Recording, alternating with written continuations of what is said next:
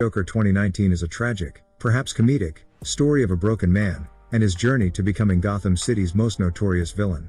Street thugs, teenagers, police, the wealthy, Thomas Wayne, and the system are all perceived threats in Arthur's mind, at least when we first meet him. But have you considered which of these forces is the biggest threat to Arthur's journey into villainy and, in a sixth sense, his self-realization? Upon inspection of Arthur's condition throughout the movie, I believe the answer is clear. Arthur Fleck's own mother is his primary antagonist. Now, Penny Fleck is not evil. I don't suspect she actively, consciously acts in opposition to her son. This doesn't really matter though, as she is still the primary source of Arthur's anguish. For the sake of this video we will assume it is Arthur's destiny, which is to say his inner will, conscious or not, to become a symbol of chaos and disorder. The fact that Arthur does become a symbol once he is free to act in his own desire, and truly express himself, is evidence of this. Part 1. One of the first things the film makes clear to us is Arthur's pathological laughter. Some people may think this condition is due to Arthur's abuse as a child, as the card he shares clearly states the condition can be brought on by physical trauma. We will see that this condition is a neurosis rooted in repression. Firstly, we should distinguish between this laugh, which Arthur fakes in social situations. This laugh, which is genuine laughter, and this laugh, which is pathological and uncontrollable. By my count, Arthur experiences a pathological laughing fit 7 times throughout the movie. Each time he is in a personally emotionally intense situation. Here I want to take a moment to point out something interesting which I have not seen brought up anywhere else. In the beginning of the movie we see Arthur attempting to bring joy into his own life and to others when he starts playing with a child on the bus. After the child's mother shuts him down, Arthur experiences an episode of pathological laughter, handing the mother a card to read. After she returns the camera pans out as Arthur continues laughing. The child is gone. Clearly the child has been erased from Arthur's world, but what that signifies or means I do not have an explanation for. Perhaps you can let me know your theory in the comments. If you rewatch the movie with the intention of following his condition, you will notice that Arthur's pathologic laughter goes away after this scene.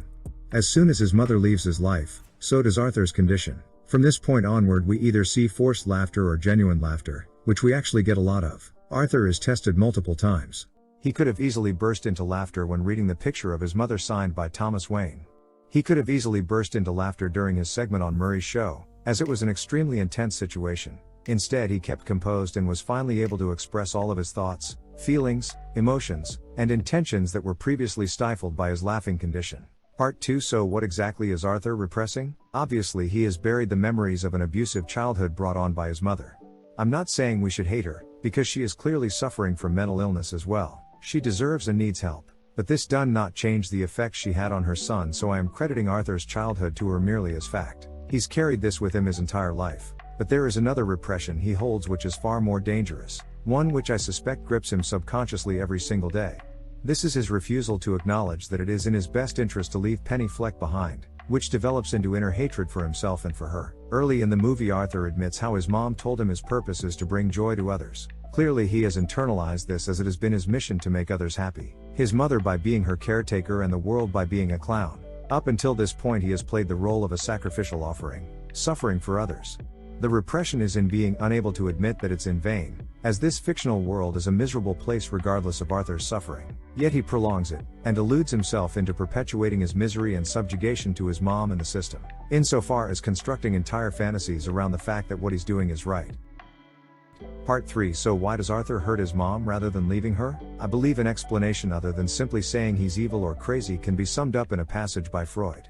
Let me preface this by saying Freud isn't taken too seriously in modern academia. A lot of what he says is closer to mysticism than science. Still, this particular passage jumped out to me when thinking about Arthur Fleck. It may be concluded that the soul possesses in some degree historical strata, the oldest stratum of which would correspond to the unconscious. With stronger introversion and regression, strong repressions, introversion psychoses, there come to light pronounced traits of an archaic mental kind which, under certain circumstances, might go as far as the re-echo of a once manifest, archaic mental product.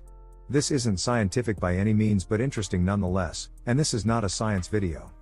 Part 4. Right after Arthur commits matricide, we see him rehearsing his own demise. We may be able to perceive that he wants to do this because he sees, in himself, the subjugation brought on by his mother and the system, both of which he had been passively perpetuating and both of which he hates. So when he psychologically and physically frees himself by quote-unquote leaving his mother, and no longer being a source of his own subjugation, his subconscious intent to harm is slowly turned outward.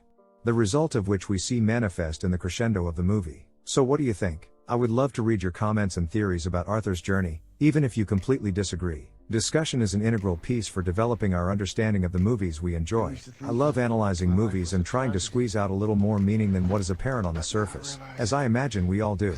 Once again, thank you all for watching.